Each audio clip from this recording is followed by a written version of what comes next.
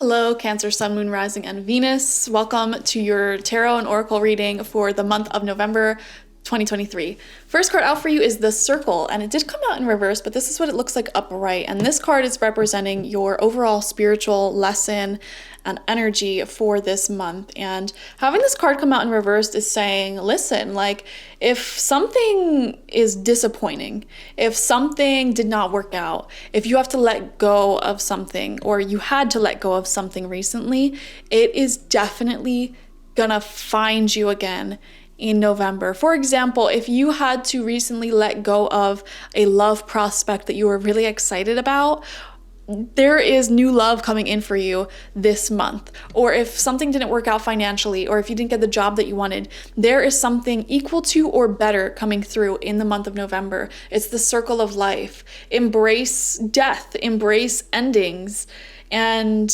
let go. You know, it's just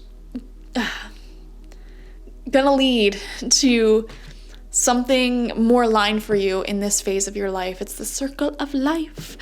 Your animal spirit this month is the swan, which also came out for Pisces. So this must be a water thing. And this is a really wonderful guide for water signs because, you know, it's a very mature water animal. And this does show emotional intelligence, love, romance, playfulness, and romantic relationships especially can be shown through the swan spirit. So we're seeing you in a very emotionally strong position in November. And it may be an emotional month for you, but like in the best way possible. Like you're standing very strong, you know what you want, and you may see some success in emotions and creativity. Your message from spirit is choices. Oh, there's some decisions to be made, Cancer. When you accept responsibility for your life and the choices you make, you begin to tap into the power of your own spirit. You'll be able to listen to and appreciate the intuitive wisdom that's inside you and apply it positively and constructively to your outside world. Beautiful.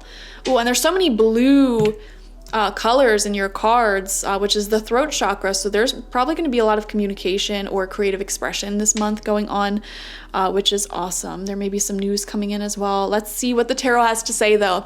We're going to get 6 cards, 2 rows of 3 from the Heaven and Earth Tarot. First card out is the Two of Pentacles. I am seeing peace and harmony restored into your finances, your health, and your relationships. Things are getting balanced again.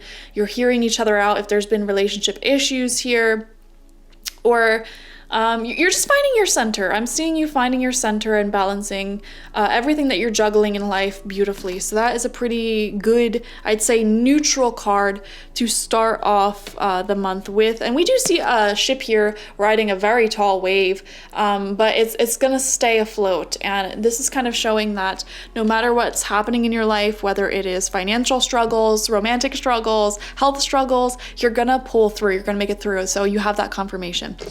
Second card out is the Nine of Cups. Not only are you pulling through, this is like literal happiness. It says material happiness at the bottom here, which leads me to believe a lot of you will be very content with the amount of money that you make this month and finding a lot of happiness on your own. It seems like happiness coming through your own efforts, your own cup here. So happy with the money you make, happy with how you feel, how you look.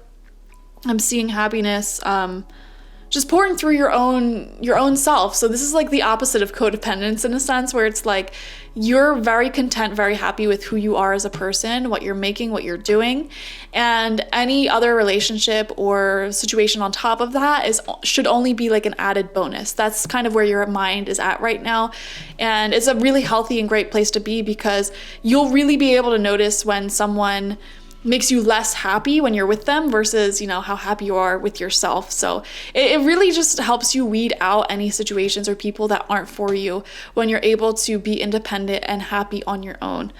Third card out, the Sun, Cancer, fallen in love, being so creative. Oh my gosh, I keep getting like love and creativity and so much abundance. The Sun is the most positive card in the entire deck. It shows all areas of life building a beautiful momentum at this time. I am feeling love, like literal romantic love growing. Okay, I'm seeing happiness being restored. I'm seeing, if there's any arguments you've been having with people, I see you hearing each other out from like both sides and finding a happy medium and like being able to thrive from that point on. I'm seeing success in your personal projects or businesses, so that's amazing too. It's amazing. Fourth card out, second row, we have the moon. Wow, the sun and the moon coming out. Holy moly. All right, well, whatever date the full moon falls on this month may be very, very significant for you. I mean, you're a Cancer, so you should be following the moon signs anyways, but you may notice a lot of subconscious fears coming up at this time. It's interesting, these two cards together. We see the Two of Pentacles. She's juggling, she's standing, she's finding her center, but emotionally there's a lot going on in the background. And then we have the moon card coming out right underneath that. So I think this month you're going to have a lot come up emotionally, like from your subconscious, and you're going to try to stay on top of processing it and balancing it and not allowing these subconscious fears that are coming up to throw you off your course and send you spiraling into a depression again. You know what I mean? So it's like, especially with Scorpio season. Oh my gosh, Scorpio season always brings up like subconscious baggage that people have.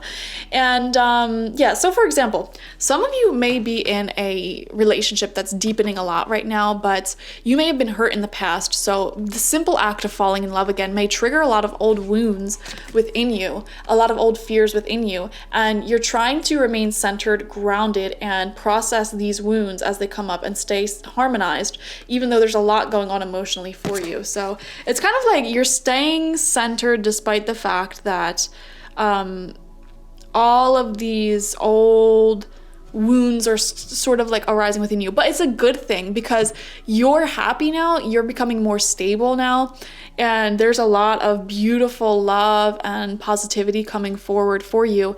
And it's usually when that happens that your ego or your fear pops up. It's like, oh, you're feeling happy now? Well, last time we felt this way, this happened. So that may actually be a sign of success and falling in love or whatever. It's like when these fears pop up, they're popping up in order to be healed, guys. Okay, so process them as they come. Fifth card out is the King of Swords in reversed. So this could be an air sign in your life. Gemini, Libra, Aquarius, Sun, Moon, Rising, Venus. They don't have to be though. They could be an older male or masculine person, but again, they don't have to be.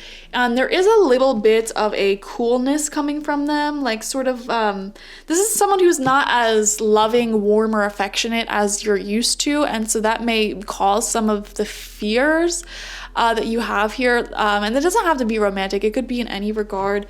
It seems like there is someone here who overthinks. You know, I'm definitely picking up on an overthinking energy. Ooh, some of you guys may be sleeping with an overthinker. And, you know, when you sleep with someone, you create a really strong energy cord with them. And so you may literally be taking on their habit of overthinking. It's crazy. You guys might be mirroring each other. Wow. And, you know, relationships allows a safe space, hopefully, for both parties to heal whatever it is that they need to heal from. And so it's just really important to pay attention to who you are sharing this sacred bond with, because, you know, I really do see that either you or your partner is an overthinker, and you're both going to feel it, you know?